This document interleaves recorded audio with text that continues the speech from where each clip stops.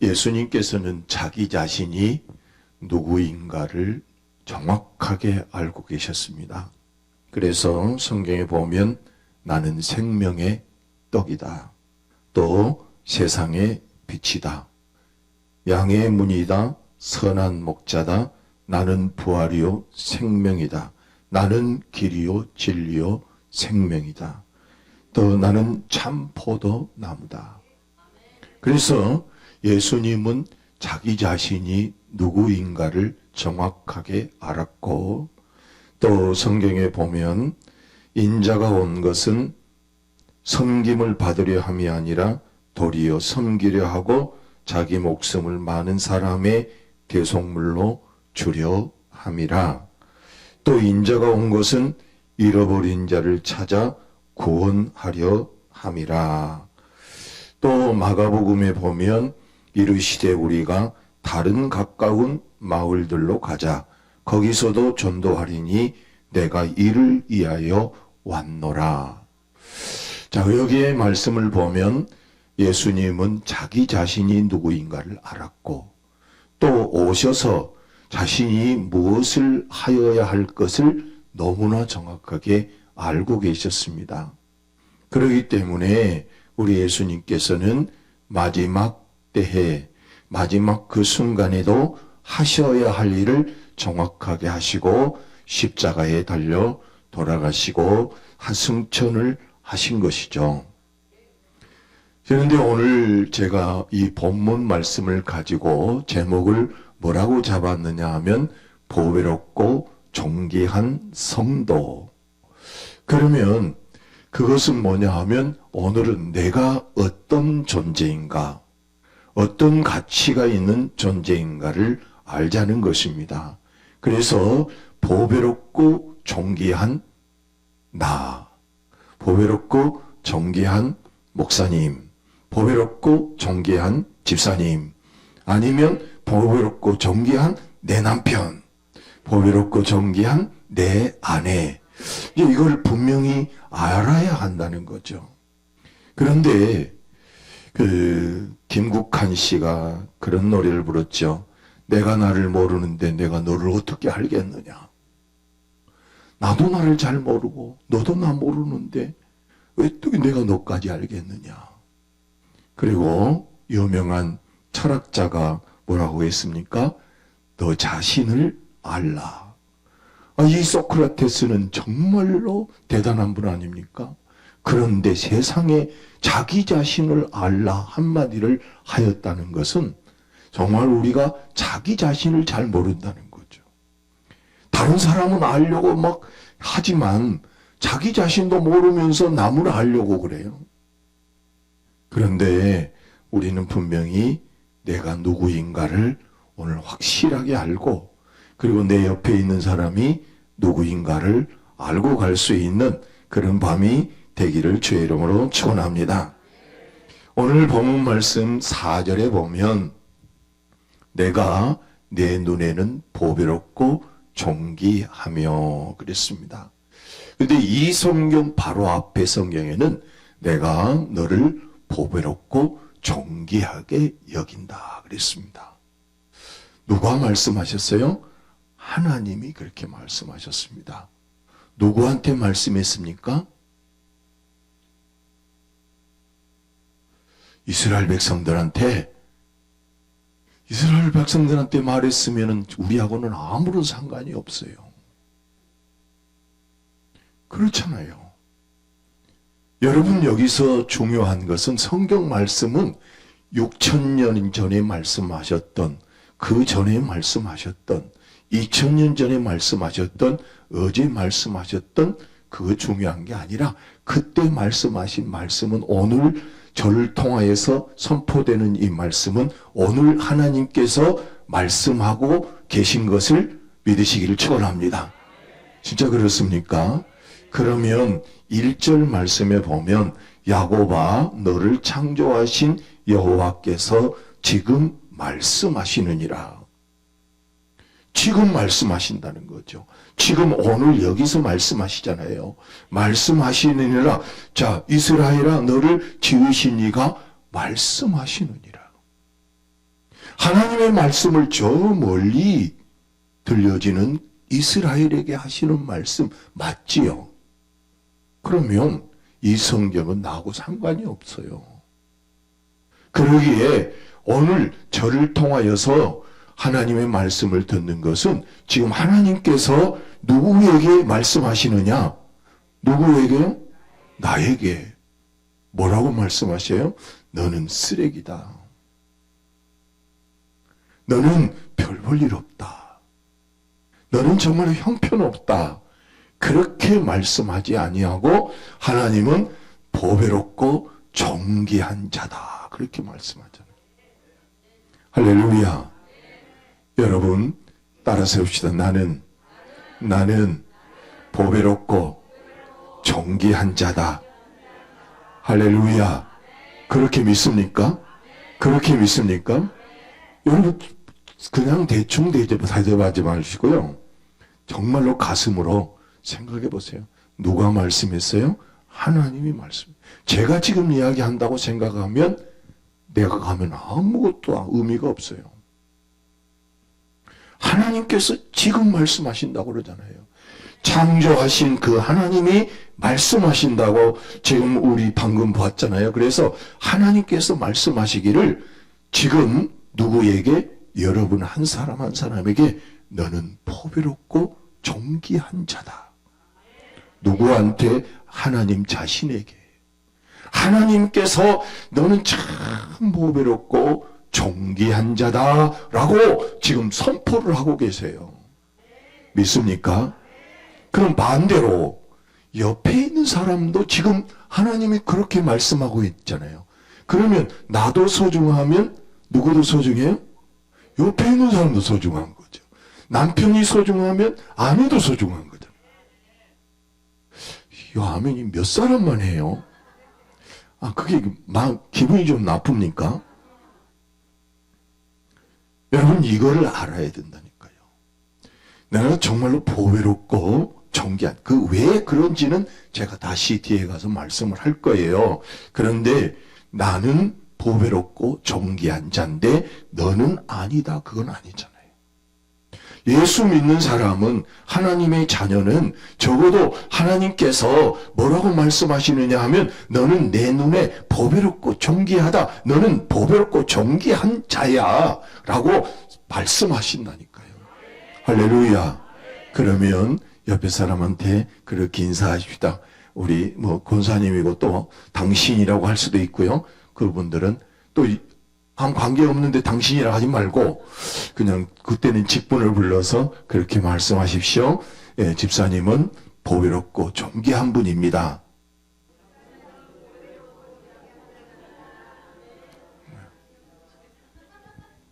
할렐루야.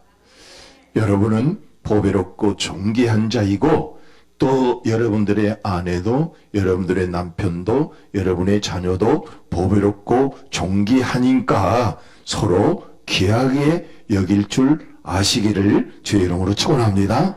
자, 그러면 왜 보배롭고 존귀하다고 했느냐는 거죠. 하나님께서 왜 보배롭고 존귀하다고 했는지 이제 1절로 가보겠습니다. 야곱아 너를 창조하신 여호와께서 지금 말씀하시느니라. 이스라엘아 너를 지으신 이가 말씀하시느니라. 너는 두려워하지 말라. 내가 너를 구속하였고. 여기서 첫 번째로는 구속이라 했다. 구속. 이 구속이 뭐냐? 구속이라는 말은 쉽게 말하면 값을 치르고 건져냈다. 값을 치르고 건져냈다는 뜻이 있어요. 값을 주고 구원해냈다. 그러니까 내가 너를 값을 주고 구원해냈다.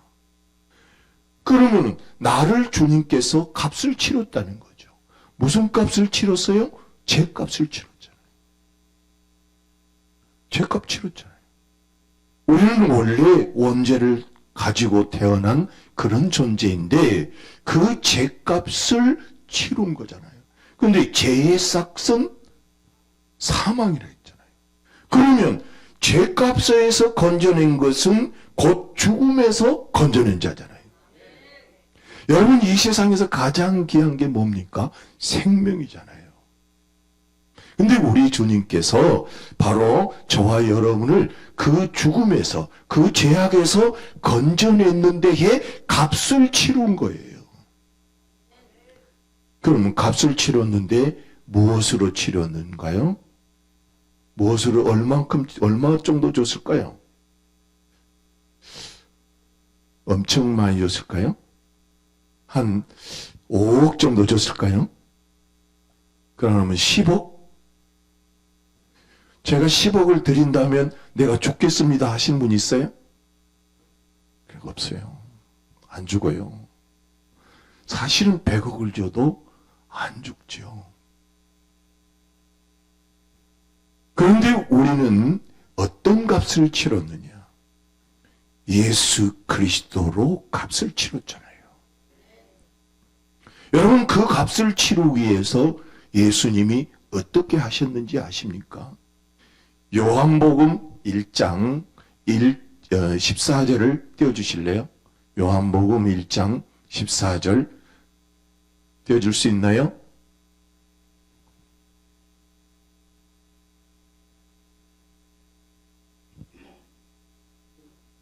네. 다 같이 한번 읽어볼까요? 시작. 말씀이 육신이 되어 우리 가운데 거하심에 우리가 그의 영광을 보니 아버지의 독생자의 영광이요 의뢰와 진리가 충만하더라. 아멘. 그러면 말씀이 육신이 되어 우리 가운데 거하심에, 그런데 요한복음 1장 1절로 가보면 어떻게 됩니까? 거기에 태초에 말씀이 계시니라. 이 말씀이 하나님과 함께 계셨으니 이 말씀은 곧 하나님이시니라. 그가의 태초에 하나님과 함께 계셨고. 2절이요. 2절 없습니까? 예. 거기에 보면 뭐가 있습니까? 바로 말씀이 곧 하나님이라고 그랬잖아요. 그러면 14절의 말씀은 1절에 나온 말씀하고 똑같거든요. 그러면 하나님이 육신이 되었다. 여러분, 하나님이 육신이 된다는 것은 절대자가 상대자가 되는 거죠. 전능하신 분이 참으로 무능하고 부족한 존재로 온 거죠. 아무리 인간이 똑똑하다고 할지라도 하나님의 미련한 것보다 못하잖아요. 그런데 그 하나님이 인간이 됐다는 거죠. 어떤 목사님이 꿈을 꿨대요. 꿈을 꿨는데 그 목사님을 저 산속으로 끌고 가더라는 거예요. 그래서 따라갔더니 어느 산속에 보니까 이 짐승이 하나 죽었는데 그 짐승이 죽어서 배 안에 이렇게 또 더들어보니까 구더기가 잔뜩 있더라는 거예요. 구더기. 그런데 하나님이 뭐라고 하느냐 하면 네가 이 구더기가 될 거야. 넌 구더기가 되어라. 그러니까 이 목사님이 그랬대요. 하나님, 내가 왜 구더기 됩니까? 나는 인간인데 나는 저 구더기가 될 수 없습니다. 그랬더니 하나님께서 이렇게 말씀하시대요. 나는 33년 동안이라 구더기보다 더 못하게 사는 인간으로 왔다. 하나님이 사람이 구더기 되는 것보다 하나님이 인간 되는 것이 더 어렵지 않겠느냐. 내가 너를 위해서 구더기보다 못할 만큼 땅에 내려와서 인간이 되었다라고 하시더라는 거예요. 사랑하는 성도 여러분, 우리 하나님께서 내 죄값을 치르기 위해서, 나를 구속하기 위해서, 그 사망에서 건져내기 위해서 하나님이셨던 그분이 인간 되신 분이 누구냐? 바로 우리 예수 그리스도 아닌가요? 더 나가서 저 빌립보서에 보면 그런 말씀이 있습니다. 빌립보서 2장 띄워주실래요?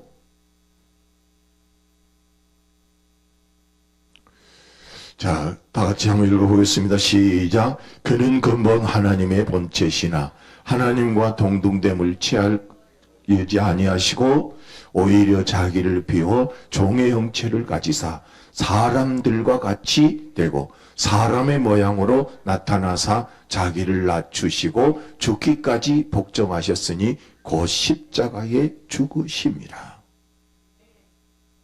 여기에 보니까 우리 하나님께서 뭐가 됐어요? 인간이 됐죠. 그런데 인간이 됐는데 그 인간에서 더 낮추셔서 종이 됐다고 그랬습니다. 종이 돼가지고 참으로 하나님께서 너 죽어라. 저 십자가에 죽어야 한다고 하니까 그 십자가에서 죽으신 분이 누구예요? 우리 예수님 아니에요. 여러분이 그 십자가의 사건을 보면 예수님도 죽기 싫어서 정말로 죽는다는 게 겁이 나서 저 겟세마네 동산에서 아버지여 원하시면 이 잔을 내게서 옮겨달라고 기도했잖아요. 그러나 나의 원대로 마시고 아버지의 원대로 하옵소서. 그러면서 우리 주님이 주님의 뜻이기에 가서 죽을 때에 저 빌라도 법정에서 잡혀가지고 어땠습니까? 머리에는 과시관을 쓰고 얼굴에는 침뱉음을 당하고 또 갈대로 두들겨 맞고 침뱉음 당하고 그리고 등을 어떻게 했습니까? 채찍으로 내리쳐서 어느 책에 보니까 마치 쟁기질을 하였더라. 마치 쟁기질을 한 것처럼 등을 갈기갈기 찢어 놓았잖아요. 그리고 십자가를 지고 올라가셔서 양손의 못을 박고 양발의 못을 박아 다람에 놓았습니다. 그랬을 때에 우리 주님이 얼마나 힘들었으면 얼마나 고통스러웠으면 엘리 라마 사박다니 나의 하나님 어찌하여 나를 버리시나이까? 어찌하여 나를 버리시나이까? 이렇게까지 고통을 당하시면서 죽으신 분이 우리 예수님이시잖아요. 나를 뭐하게 해서요? 죄악에서 또 그 죽음의 사망에서 건져내기 위해서. 그래서 예수님 값을 치른 거죠. 예수님 때문에는 생명을 얻었고 예수님 때문에 하나님의 자녀가 되었고 예수님 때문에 우리는 하나님의 귀한 나라를 상속받을 수 있는 주님의 귀한 자녀들이 된 거잖아요. 그러므로 우리는 사실은 얼마짜리냐? 얼마짜리예요? 돈으로는 계산이 안 되고 답은 예수님짜리죠. 예수님 주고 바꿨다니까요. 예수님 주고 바꾼 거예요. 그래서 예수님의 생명이 내 안에 있는 것이고 내가 예수님 생명 때문에 영생을 살 수 있는 거잖아요. 내 생명 가지고는 이 세상으로 끝나지만 예수의 생명 때문에 영생을 얻을 수 있는 것이죠. 정말로 그걸 믿습니까? 정말로 예수님 때문에 내가 영생을 가졌고 예수님 때문에 내가 천국을 갈 수 있구나. 이걸 확실하지 않으면 신앙생활 하는데 얼마나 힘든지 몰라요. 이 밤에 누가 여기 와 있습니까? 분명히 기억하십시오. 나는 예수 그리스도 때문에 보배롭고 존귀한 자가 된 거예요. 그래서 질그릇 속에 보물을 가진 자인 거죠. 내는 질그릇에 불과하잖아요. 우리 몸은 질그릇에 불과하잖아요. 그러나 예수의 생명이 들어있는 보석이 들어있잖아요. 할렐루야. 그러므로 우리는 보배롭고 존귀한 자예요. 자, 옆에 사람과 한번 인사 다시 하십시다. 나는 보배롭고 존귀한 자입니다. 할렐루야. 내 자신이 소중한 거죠. 그래서 우리 주님 뭐라고 한지 아세요? 내 이웃을 누구같이? 내 몸같이 사랑하라고 그랬죠. 그게 맞는 거잖아요. 그런데 자기 자신을 귀하게 여기지 않는 사람들이 얼마나 많아요.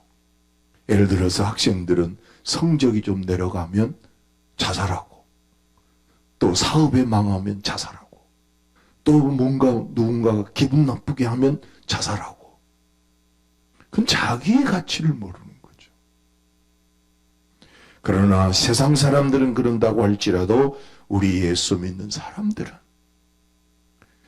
나 자신을 소중하게 여기고 예수님 때문에 소중한 존재이고 바로 옆에 있는 사람은 예수님 때문에 소중한 자라는 것을 기억하고 서로 귀하게 여길 때에 행복한 가정이 될 줄로 믿습니다.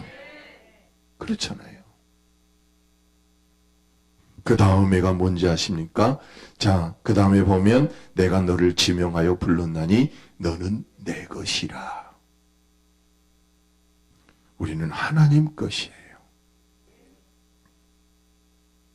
제가 청년 때 20살 때인데요. 저희 아버지가 저를 좀 늦게 낳았어요. 어느 정도 늦게 낳느냐 하면 많이 늦게 낳았어요. 저희 아버님이 제 58세에 저를 낳았어요. 그러니까 많이 늦게 낳았죠. 저희 위로 형님 셋, 누나 셋 있어요. 그런데도 완전 늦둥이죠. 늦둥이인데 그 늦둥이를 저희 둘째 형님이 맨날 아버지 누나하고 학교를 못 갔다고 지금도 구박을 해요. 너 때문에 내가 졸업장도 못 받았다. 근데 이제 제 형님들 다 나가고 저 혼자 있다가 이제 20살 때에 이제 노인들을 놔두고 나만 나올 수가 없어서 제가 이제 집에 있는데 맨날 집에 일만 하다가 보니까 내 것이 없는 거예요.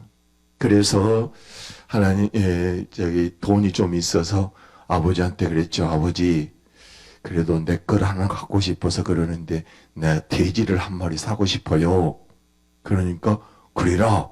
그러면서 그러면 나도 돼지 한 마리 살 텐데 같이 가자.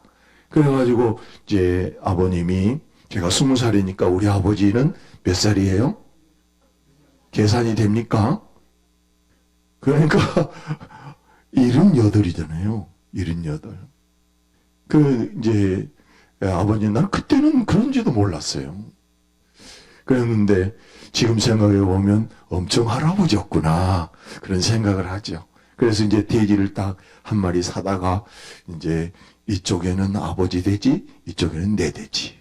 그리고 다 칸을 막아 놓고 그런데 밥을 누가 주느냐면 제가 줘요, 제가.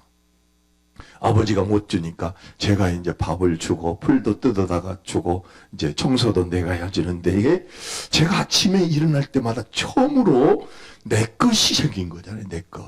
그 내 것이 그 돼지예요. 그래서 이건 내 돼지, 이거는 아버지 돼지. 그래가지고 이제 밥을 가져다가 이제 주는데 여러분 찬물도 뭐가 있어요? 우아래가 있죠. 그러니까 아버지 돼지에게 먼저 주고 그리고 내 돼지는 나중에 주고 아버지 돼지 먼저 주고 내 돼지 나중에 주고 그런데 이상하게 날짜가 지나면 지날수록 내 돼지는 번들번들하고 우리 아버지 돼지는 비실비실하고 왜 그런지 아세요? 옛날에는 사료로 밥을 주지 않아요. 뭘 주느냐면 구정물이라고 그러잖아요. 구정물에 보면 진짜는 어디가 있어요? 밑에가 있지. 알긴 잘하시네. 그래서 아버지들은 돼지는 맹물 주고 내 돼지는 건더기 준 거죠. 그 아버지도 몰라. 그건 나만 알지. 그러니까 내 돼지는 건더기 주고 우리 아버지는 맹물 주고. 그래 내 것이 중요한 거예요. 그래서 또 풀 뜯어다 보면은 맛있는 건 내 돼지, 덜 맛있는 건 우리 아버지. 그리고 가서 여기 있고 여기 있을 때에 내가 보러 갈 때에 여기 먼저 볼까요? 여기 먼저 볼까요? 어떻게 그렇게 잘하세요? 내 돼지 먼저 보는 거죠. 그런데요, 한 몇 개월 지나고 나니까 차이가 엄청난 거예요. 우리 아버지 돼지는 아직 새끼 돼지, 내 돼지는 큰 돼지 돼버렸어요. 그래가지고 동네 사람들이 오더니만은, 야, 돼지 이거 번들번들하다. 내가 하도 목욕도 잘 시켜주고 깨끗하게 해주고 이뻐해주니까 잘 크더라고요, 진짜. 이 돼지도요, 사랑해주고 아껴주고 뭐 건더기 주니까 잘 큰 거예요. 그래서 그러더니만 동네 사람들이 와가지고 이 돼지 맛있게 생겼으니까 그 동네 그 보름에 동네 행사가 있거든요. 거기에 잔치에 주라는 파라는 거예요. 그래서 우리 돼지, 아버지 돼지는 아직 새끼, 내 돼지는 큰 돼지. 그래가지고 내 돼지를 팔았어요. 팔아가지고 또 뭐 했느냐 하면 2마리를 샀어요. 자, 아버지 돼지는 1마리, 나는 벌써 2마리. 그런데 2마리가 또 추월하기 시작했어요. 추월을 했어요. 그 내 것은 늘 소중하더라고요. 그래가지고 그 2마리를 잘 키우는데 아버지 돼지는 아직 이제 중돼지인데 내 돼지는 큰 돼지 됐어요. 그래가지고 2마리를 팔아가지고 뭐 산지 아세요? 소 1마리 샀어요. 소 1마리. 소 사는 이야기를 하면 오늘 밤새야 됐는데 그 이야기를 못 할 것 같아요. 소 사러 갈 때 제가 기도했거든요. 밤새도록 철화를 했어요. 하나님, 내일 소를 사러 가는데 이 어떻게 사면 좋겠습니까? 그렇게 다 밤새도록 철화하면서 갔더니 아침에 딱 교회 문 나오는데 내 입에서 78,000원, 87,000원 그렇게 나오더라고요. 그 이야기하면 시간이 너무 많이 걸리는데 살려야 될 것 같아요. 그래서 78,000원이 주고 이제 했는데 85,000원 주고 이제 소를 샀어요. 소를 사가지고 집에 와서 키우는데 생각해 보세요. 돼지가 더 좋습니까? 소가 더 좋습니까?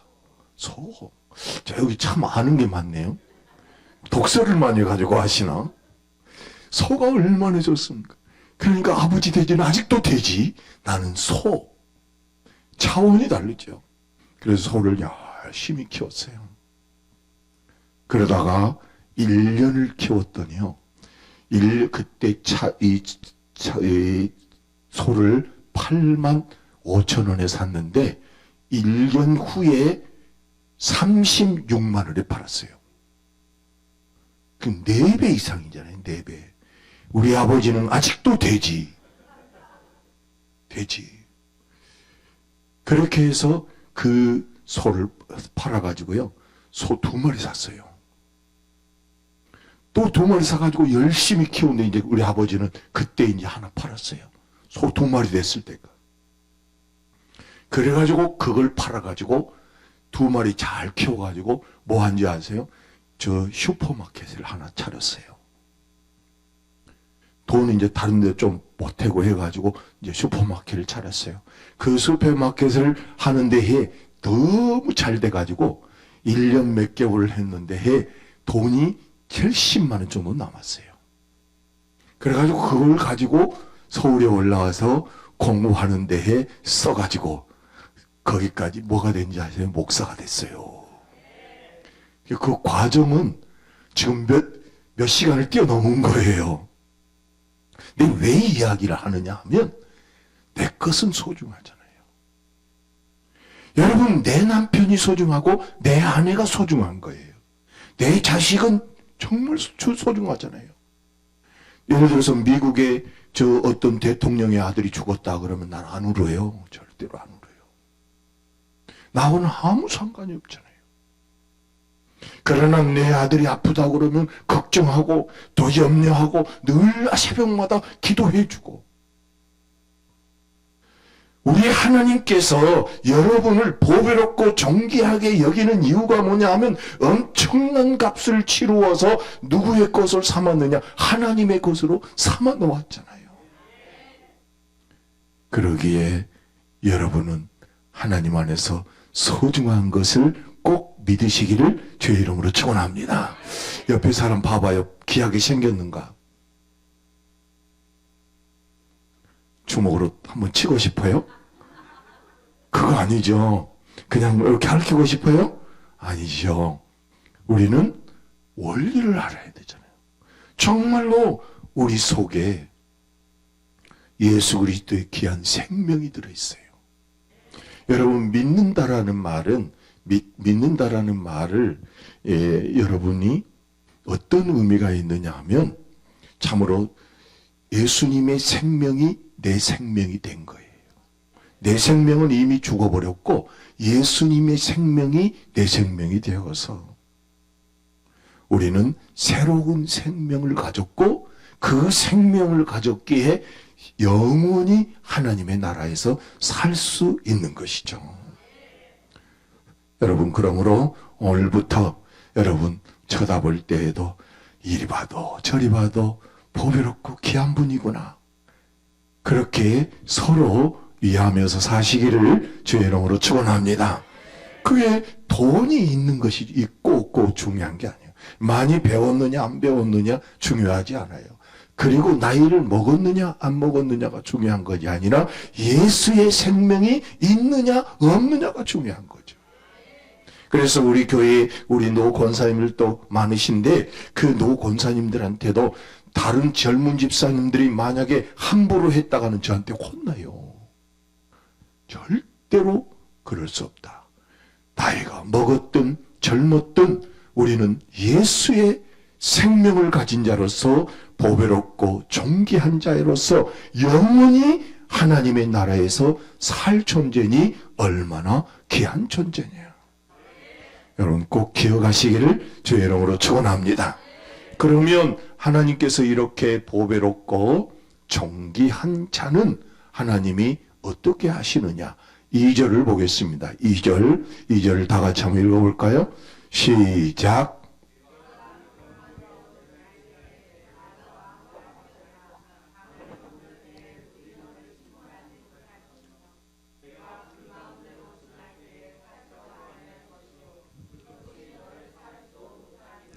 아멘. 이 말씀에 보면 하나님이 보배롭고 존귀한 자로 세워 놓았기에 여러분 우리 하나님께서 그냥 내버려 두는 것이 아니라 보호해주고 지켜준다는 거죠. 어떻게 지켜주느냐 하면 내가 뭐 강을 건널지라도 물이 침몰하지 못하게 할 것이다. 이 말씀은 우리가 너무나 잘 알고 있잖아요. 이스라엘 백성들이 홍해바다를 지날 때에, 홍해바다를 건널 때에 그 물이 침몰하지 못하도록 하나님께서 지켜주셨고, 요단강을 건널 때도 법궤를 메고 간 제사장이 가운데 딱 서가지고 다 마른 땅으로 건너갈 수 있도록 하나님이 지키고 보호해 주셨잖아요. 그런 것처럼 우리가 이 세상이 바다와 같고 이 세상이 광야와 같던 데에 우리가 정말로 이 세상에 살아갈 때 사탄이 우리를 얼마나 넘보고 있습니까? 마치 우는 사자가 자기의 먹이를 찾는 것처럼 사탄은 우리를 찾고 있는데 우리를 하나님께서 보호해 주지 않는다고 한다면 우리가 어떻게 이겨낼 수 있습니까? 하나님께서 보배롭고 존귀한 자이기에 저와 여러분을 날마다 저 강물이 침몰치 못하도록 지키고 계신 것을 믿습니까? 정말 믿습니까? 하나님이 나를 지키고 있다는 거잖아요. 그러니까 우리는 망하는 존재가 아니라 흥할 존재이고 복된 존재로 살 존재라는 사실을 결코 잊지 마시기를 주의 이름으로 축원합니다. 그 다음에 불이 너를 사르지도 못하리라. 이 말씀은 어디에 나옵니까? 어디에 나와요? 아까는 잘 알는 것 같던데 독서는 많이 하시고 성경을 안 보시나? 다니엘서에 나오잖아요. 다니엘의 친구 사드락과 메삭과 아벳느고가 우상을 섬기지 않고 절하지 아니하였더니 느부갓네살 왕이 그를 풀무불에 던져 넣었잖아요. 7배나 뜨겁게 해가지고 넣었잖아요. 거기에 7배나 뜨거운 그 풀무불 속에 사드락과 메삭과 아벳느고를 던져 넣었는데 3명 넣었는데 나중에 보니까 몇 명이었어요? 4명이었죠. 그럼 한 분은 누굽니까? 바로 우리 하나님이고 예수님이라고 할 수 있고 성령이라도 할 수 있죠. 그래서 성경에 나중에 느부갓네살이 깜짝 놀래가지고 그들을 꺼내라고 봤더니 성경에 뭐라고 되어 있느냐 하면 그에게 불탄 냄새도 없더라. 불탄 냄새도 없더라. 24년도에 아니 여러분들의 평생에 하나님이 지켜주셔서 불탄 냄새도 없도록 하나님이 막아주고 지켜줄 것을 믿으시기를 주의 이름으로 축원합니다. 우리는 하나님의 자녀라니까요. 하나님의 소중한 존재라니까요. 그러기에 하나님이 그냥 쓰레기 버리듯이 버려서 내버려 두는 것이 아니라 정말로 보배롭고 존귀하게 여겨서 물이 침몰치 못하고 세상의 물결이 침몰치 못하도록 성령의 불담으로 지켜주실 뿐만 아니라 불탄 냄새도 나지 않도록 그 우리를 지켜주시는 분이 누구냐? 하나님이라는 거죠. 할렐루야. 그러니까 얼마나 소중합니까? 여러분이 돈이 있으면 또 보석이 있으면 그냥 방바닥에 굴러가도록 내버려 두지 않아요. 절대로 그렇지 않습니다. 그걸 소중하게 놔둡니다. 내가 제일 안전한 곳이라고 생각하는 곳에 넣어둔다는 것이잖아요. 사랑하는 성도 여러분, 여러분 자신이 늘 보배롭고 존귀하게 여기고 옆에 사람도 소중하게 여겨야 돼요. 하나님도 지키고 계시는데, 하나님도 보호하시는데, 내가 내 아내를 보호해주고, 내가 내 남편을 보호해주고, 내가 교회를 보호해주고, 내가 목사님을 보호해주고, 할렐루야. 그런 믿음이 있기를 주의 이름으로 축원합니다. 할렐루야. 자, 옆에 사람에게 이제 인사를 해보세요. 나한테 함부로 하지 마세요. 옆에 사람 보고해요. 여기 권사님이에요? 집사님이에요? 여기 누구예요? 예? 집사님, 보고하시라고. 옆에 뒤에 사람하고 하든지, 옆에 사람. 다시 하겠습니다. 나한테 함부로 하지 마세요. 그렇게 해갖고는 안 돼요. 확실하게 쳐다보고, 눈을 크게 부릅뜨고, 나한테 함부로 하지 마세요. 다시요. 시작. 그 말은 잘하세요. 그 말이잖아요. 근데 이유가 있잖아요. 이유가. 우리는 보배롭고 존귀한 자예요. 그래서 불 가운데서도 보호하시고 물 가운데서도 보호하시는 그 하나님이죠. 그러면 우리는 그렇게 놀라운 은혜를 받았는데 우리가 할 일이 있어요. 우리가 할 일이. 그게 뭐냐 하면 21절을 한번 읽어볼까요? 21절.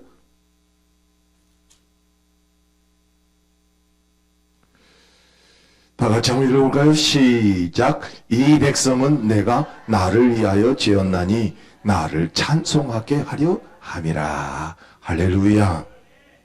오늘 보니까 찬송하는 게 너무 정말 힘차고 너무 좀 은혜스러웠어요. 밑에서도 보니까 밑에서도 들리고 와서도 아까 특송하시는데 너무 멋졌어요. 할렐루야. 여러분 하나님을 늘 찬양하며 살기를 주의 이름으로 축원합니다. 근데 이 찬양이라고 하는 것은 뭐가 들어있느냐 하면 감사가 들어있어요. 감사. 찬양은 감사가 의미가 있거든요. 여러분 하나님 앞에 우리는 감사해야지. 나를 귀하게 여겨주시고 늘 보호해 주시니 너무 감사해요. 정말 그렇게 믿습니까? 여러분 저는 오늘 가거든요. 집에 가는데 여러분 스스로 꼭 그걸 깨달아서 조금 돈 못 벌어도 괜찮아. 우리 성도들이 그랬으면 좋겠어요.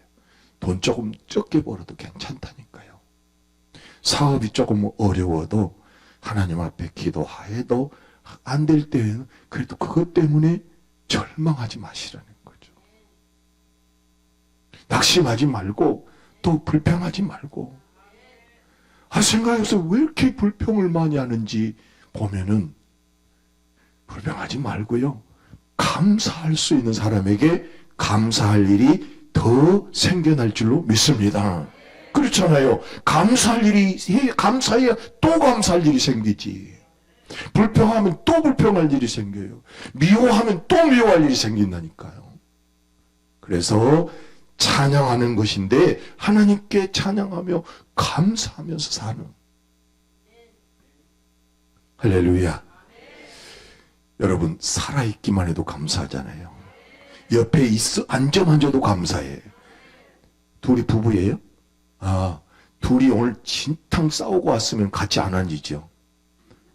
교회 들어올 때도 먼저 가, 뒤로 가. 나 여기 앉을게 하고 안 앉아요. 제가 있던 평촌교회에서 제가 14년이나 있었는데요. 제가 원래 사람을 잘 기억합니다. 그 몇천 명이 와도 저 사람이 새로운 사람이다. 또 원래 다니신 분이다. 그걸 내가 다 구분했어요. 그리고 저 부부가 싸웠다 안 싸웠는가 내가 금방 알아. 보면 알아. 안 싸우면 둘이 나란히 뭐라고 쫑글거리면서 오는데 한 명은 앞에 오고 한 명은 뒤에 와. 그럼 분명히 그 집에 일이 있었던 거예요. 여러분, 그럴 수도 있지요. 그럴 수 있잖아요. 그러나 그 다음에 꼭 생각해야 될 거는 그래도 내 옆에 붙어 있어서 참 감사하다. 할렐루야. 저도 이제 할아버지가 됐거든요. 얼마 전에 할아버지가 됐는데 내 아내가 있어서 참 감사하지. 또 내 아들이 있어서 감사하지. 또 며느리가 아버님 하면 너무 좋고, 또 이제 곧 할아버지 할 거 아니에요. 그럼 얼마나 감사해요. 그리고 이제 제 둘째 아들은 10월 19일 날 결혼해요. 그러니까 엄청나게 돼지 키우다가 내가 서울 와가지고 목사 돼가지고 이렇게 큰 교회도 주시고, 또 하나님이 또 아들들도 주시고, 아들들도 또 아들을 낳게 하시니 얼마나 감사해요. 여러분, 감사할 일이 한두 가지가 아니에요. 할렐루야. 여러분들 감사하면서 살기를 주의 이름으로 축원합니다. 그 부부만 손 한번 들어보세요. 부부. 거기 있어요? 나란히 앉으셨네. 다행이네요. 옆에 사람한테 당신이 있어 너무 감사해. 한번 인사 한번 합시다. 개뿔이나? 속으로는 개뿔이다. 그러지 마요. 그러지 마.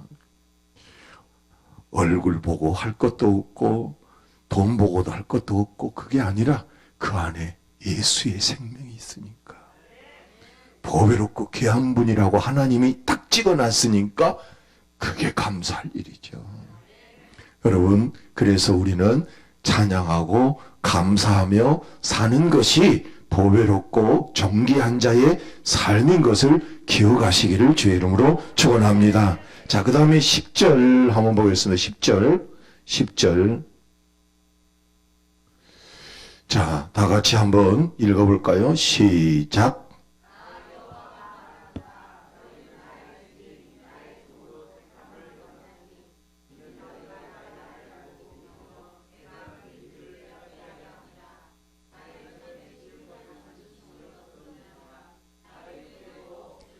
아멘. 증인이 되라는 거예요. 증인. 내가 보배롭고 정귀하게 이렇게 됐다고. 그런데 여러분, 하나님 예수님을 믿으면서 다른 사람한테 자랑할 것이 있어요, 없어요? 예수 믿으면서 예수님 때문에, 하나님 때문에 자랑거리가 있어요? 아멘이 죽었어요. 왜 그럽니까? 여러분, 올해에는 자랑거리가 생겨나기를 주의 이름으로 축원합니다.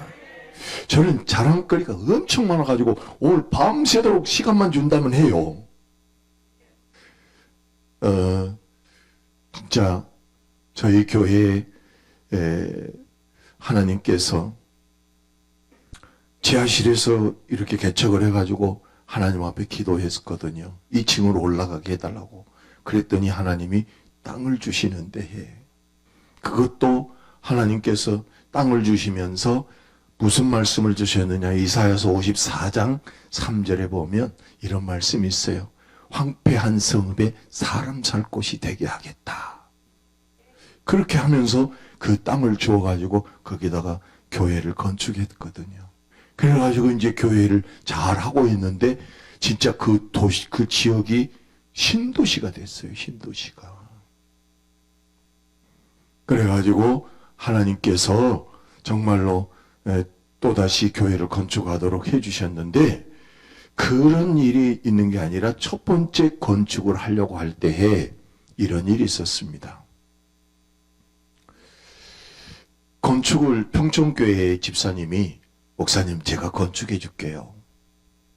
그래서 너 돈이 없는데 우리 그냥 컨테이너 놓고 할 거야. 그냥 목사님 걱정하지 마세요. 40%만 주세요. 그러면 60%는 부응해가고 주세요. 그러더라고요. 그래서 그러면 40%는 내가 만들 수 있다. 그리고 60%는 나중에 줄게. 그랬더니 계약서를 썼어요. 그러고 나서는 목사님 저기 계약금으로 좀 주세요. 지금 물건이 비싸지니까 빨리 물건을 사야 돼요.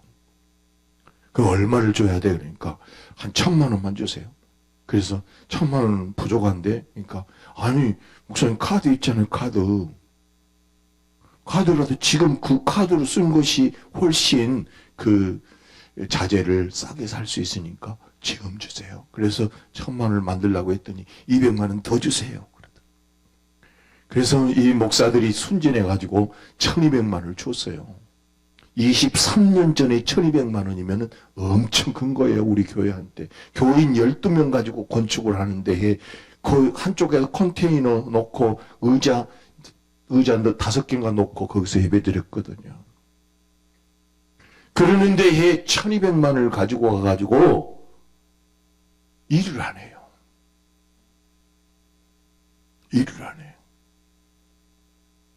야, 그래서 이제 날마다 쫓아다녔죠. 새벽 예배 마치고 가서 또 쫓아. 그렇게 하는데 나중에 알고 보니까 이분이 법대에 나온 사기꾼인 거예요.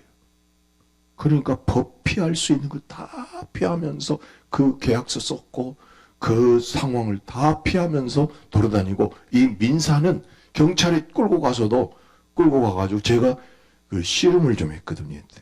그래서 이제 억지로 끌고 갔는데 경찰서에 가가지고 저 돈 금방 갚을 거예요.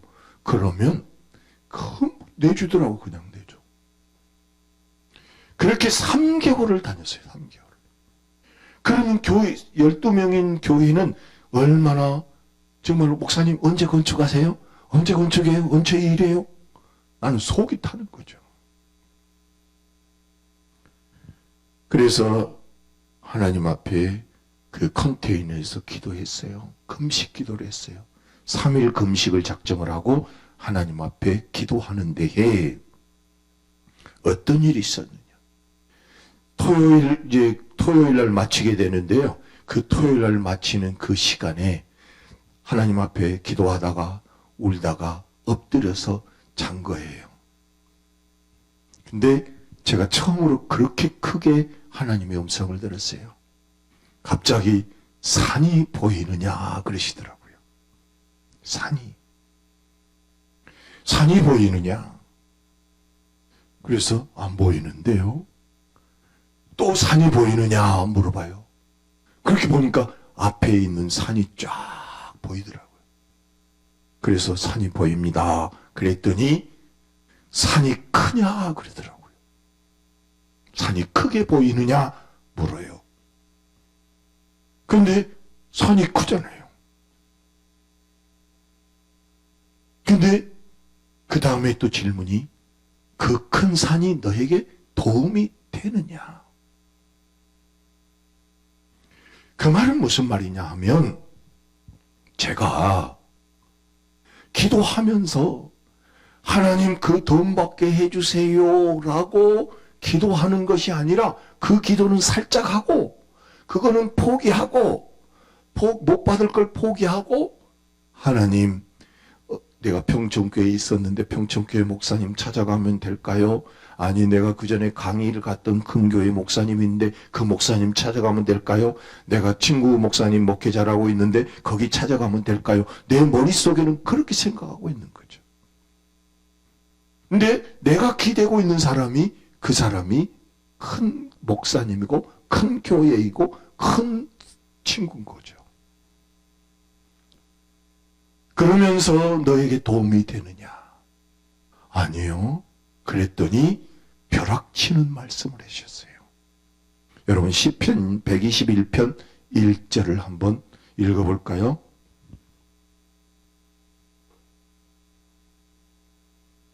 시편 121편 1절 한번 읽어볼까요? 시작.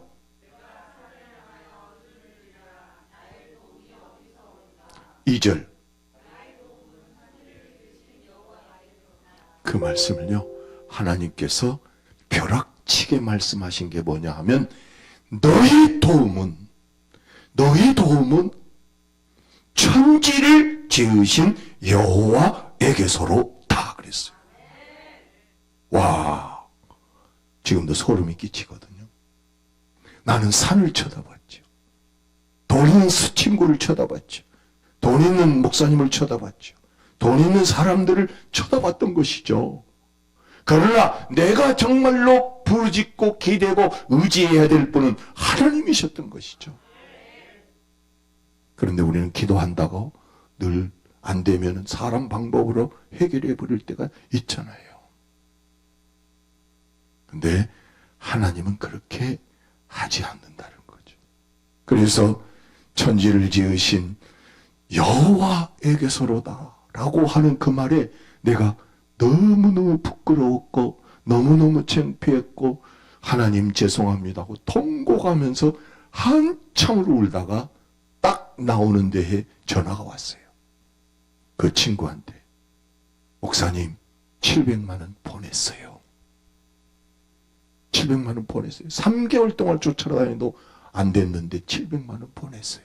그래서 나는 700만 원이 아니라 1200이잖아요. 500만 원 언제? 다음 주에 보낼게요. 그래도 다음 주에 1200만 원이 싹 들어왔어요.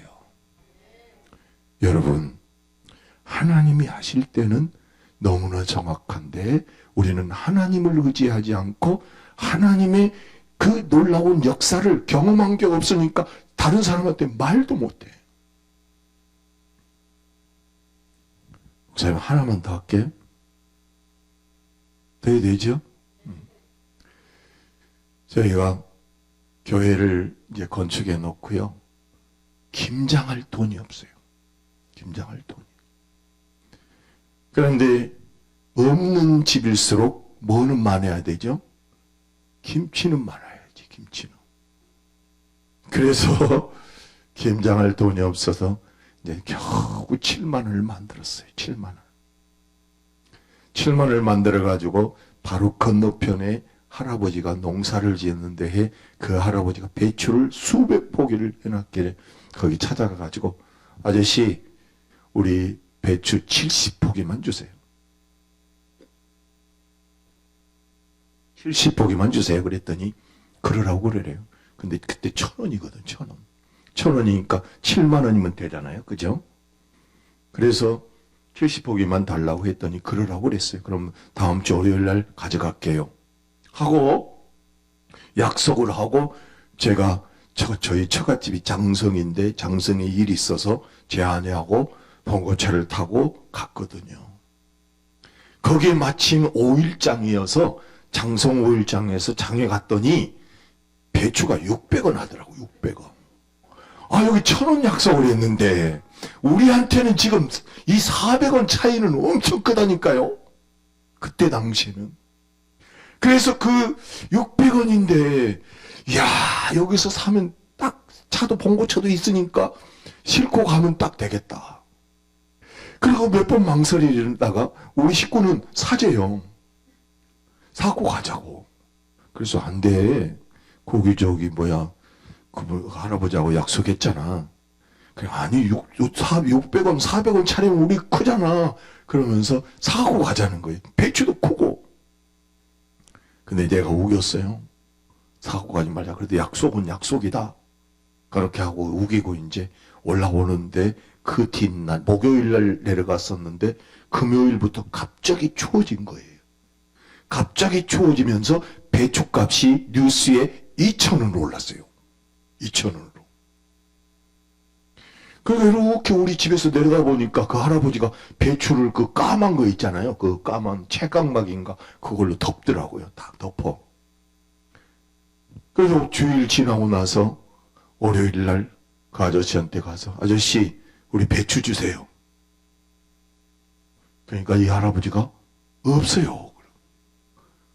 저기 많이 있는데요. 그러니까 다 팔려버렸대. 그래서 나한테 1,000원 약속한 거 1,000원 더 받으려고 거짓말한 거잖아요. 나는 약속 지키려고 600원짜리도 안 사고 갔는데. 진짜 아니 아저씨 그래도 그렇지 약속은 지켜야지요. 그래도 소용없더라고요. 그래서 할 수 없이 이제 배추를 못 사고 있는데 고민을 하고 있어요. 그래서 저 인천 수산물 시장에 가서 배추를 좀 사야 되겠다. 거기 가보자고 이제 하는데 거기 가도 뭐 별 수는 없지만 그래도 가보자 하고 있는데 어떤 분들한테 전화가 왔어요. 목사님, 저는 아무개 교회 다니는 집사인데요. 샘물교회 목사님 맞아요? 네, 맞는데요. 목사님 혹시 배추 안 필요해요? 그러는 거예요. 그래서 사실은 배추를 그 앞에 했는데 갑자기 뛰는 바람에 그 할아버지가 안 파는 것 같아요. 그랬더니 그러면 제가 저녁에 갈 때 배추 50포기 갖다 드릴게요. 그런데 얼굴도 모르고 이름도 모르고 아무도 몰라요. 그런데 해 넘어갈 쯤이 되니까 봉고차 트럭이 싹 들어오더니 배추를 싣고 온 거예요. 배추 몇 포기요? 50포기. 그런데 거기는 무도 갖고 오고 또 뭐 또 갖고 오는 파도 갖고 오고 그 다음에 갓도 갖고 오고. 이야 이거 정말 배추 50포기에 갓도 갖고 오고 파도 갖고 오고 무도 갖고 오니까 이게 정말 너무너무 놀라운 거예요. 그런데 우리는 또 그걸 담을 사람이 없잖아요. 자, 그래서 제가 이렇게 딱 놔뒀어요. 놔뒀더니 놔두고 20포기 우리 70포기 하기로 했는데 20포기만 사오자. 또 이제 우리 제 아내가 그러더라고요. 그래서 그래 가보자. 그러고 그런데 오늘 내가 바쁘거든. 내가 그래서 도서관에 갈 일 있으니까 도서관에 갔다가 내일 가자고. 그러고는 도서관에 가서 책을 보고 있는데 또 전화가 왔어요. 목사님, 배추가 좀 더 필요하네요. 그래서 더 필요해요. 그랬더니 제가 저녁에 갈 때 20포기 더 갖고 갈게요. 20포기. 남의 교회 배추 가져온 게 재미가 없지요. 세상에 저녁에 20포기를 갖고 오면서 또 뭘 갖고 왔어요? 무도 가져오고 갓도 가져오고 파도 가져온 거예요. 그렇게 했더니 이제 딱 갖다가 싸놨어요. 덮어놨어요. 그런데 그러고 있는데 우리 집에 쌀이 떨어진 거예요. 없어요. 먹을 게 없어요. 그러니까 제 아내가 이상하게 아침부터 여보 뻥튀기 사러 가. 그래요. 그래서 우리 동네 옆에가 뻥튀기 공장이 있거든요. 그러면 10,000원 주니까 큰 자루 주더라고요. 큰 자루. 뻥튀기 사러 가야 돼요. 그래서 무슨 아침부터 뻥튀기야. 그랬더니 아니 뻥튀기 사러 가. 그래서 이제 뻥튀기를 10,000원짜리 주니까 세상에 쌀로 이런데 큰 거 주더라고요. 큰 거, 큰 보따리로. 그래서 그 보따리를 주는데 우리 식구는 그거 보면서 너무너무 좋아하는 거예요. 근데 보니까 쌀이 없었어요. 쌀이 떨어진 거예요. 쌀이 없으니까 뻥튀기라도 사다 놓고 그거 보면서 자기 그 위로하려고 뻥튀기 사러 간 거예요.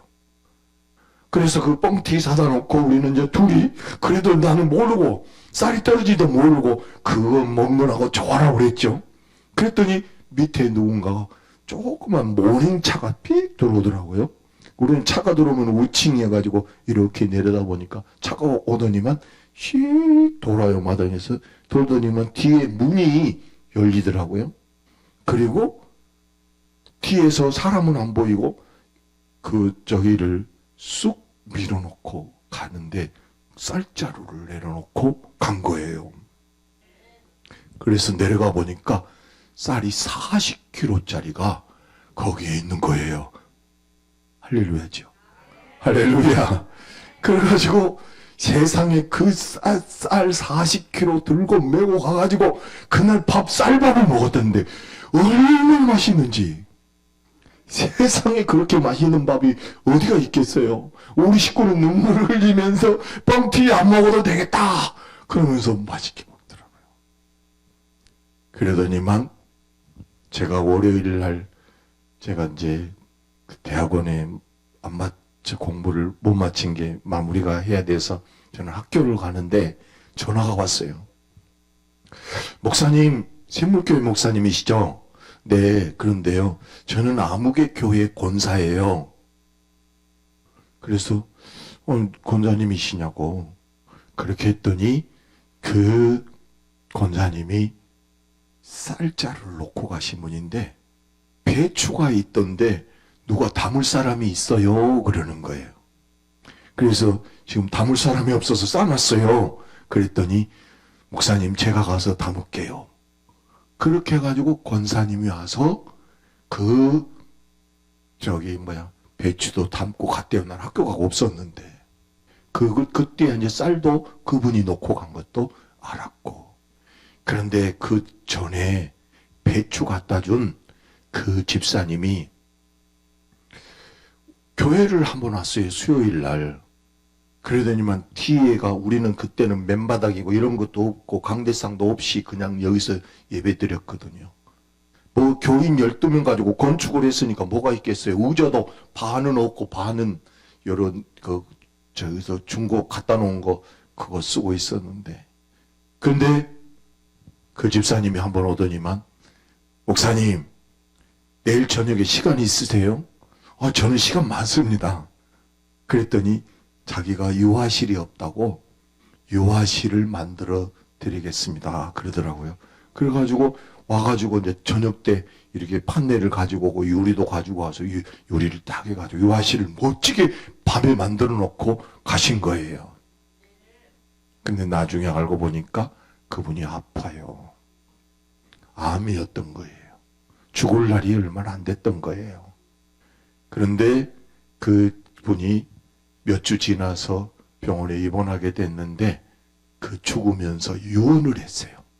무슨 유언이냐 하면 아내, 큰아들, 며느리, 큰딸 사이, 둘째 딸, 둘째 사이, 그리고 셋째 딸, 막내 딸 사이 애들 다 어디 가라? 샘물교회 가라. 할렐루야. 그래가지고 10명이 넘게 이제 장례는 나보다 치러달라고 그랬다. 그래가지고 제가 장례 치르고 이분이 어떤 이제 교회를 시험에 들어가지고 방황하고 돌아다니다가 이제 그렇게 해가지고 가면 샘물교회 가라. 그래가지고 유언을 해가지고 그 10명이 와가지고요. 그걸 반주를 또 하는 이제 20살 몇 됐는데 아기가 둘이에요 벌써. 얘가 이 아버지가 그 딸을 세상에 술집에다 팔아먹어가지고 술집에서 몇 년을 살다가 온 아이예요. 근데 이 아이가 반주를 배웠던 거죠. 근데 교회 올 때 나시티 입고 와요.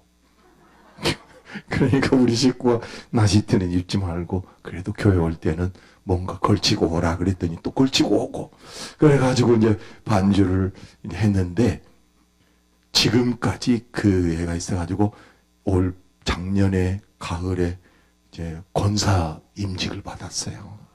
그 임직을 받고 이제 그 아들과 딸들은 태권도를 잘해서 지금 이제 국가대표로 발탁이 된 하나가 있고 이제 그렇게 해서 지금까지 와 있습니다. 여러분 올해 24년도에 여러분들에게도 이렇게 간증할 수 있는, 여기 증인이라고 그랬잖아요. 증거할 수 있는 일들이 일어나기를 주의 이름으로 축원합니다. 그런 경험이 있기를 주의 이름으로 축원합니다.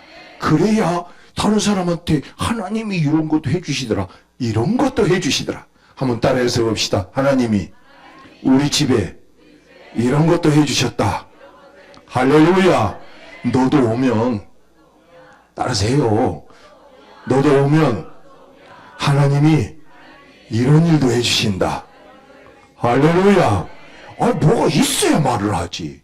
그래서 여러분, 우리는 보배롭고 존귀한 자이니까 찬송하고 감사하고 또 증인이 되어서 하나님의 역사를 이루는 여러분들이 되기를 주의 이름으로 축원합니다.